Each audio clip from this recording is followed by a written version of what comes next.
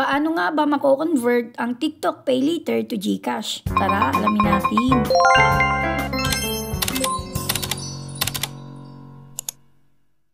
So, syempre, dahil meron na kayong TikTok Pay Later at medyo may kalakihan ito, naisip nyo na kung pwede kaya na i-transfer ito sa GCash. So, pwede nga kaya siyang i-convert at kung pwede naman, paano kaya?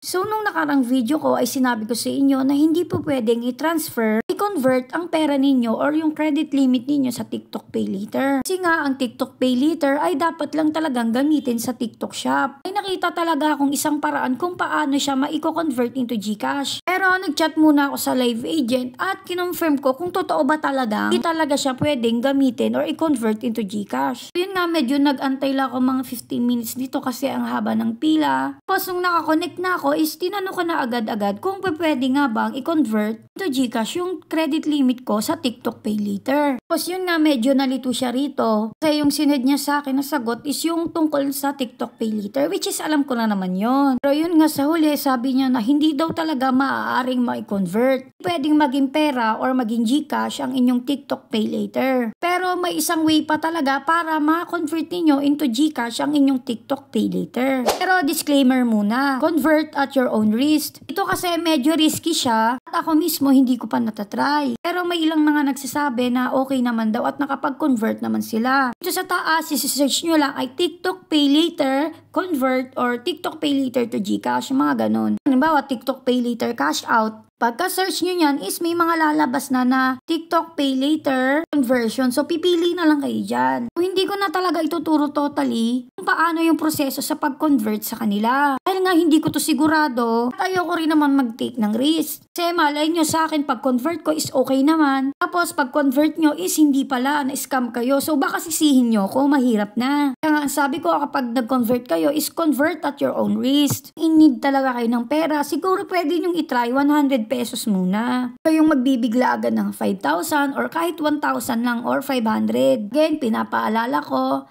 convert at your own risk. Yun nga na, sana may natutunan kayo sa video na ito. Thank you for watching. Yun na.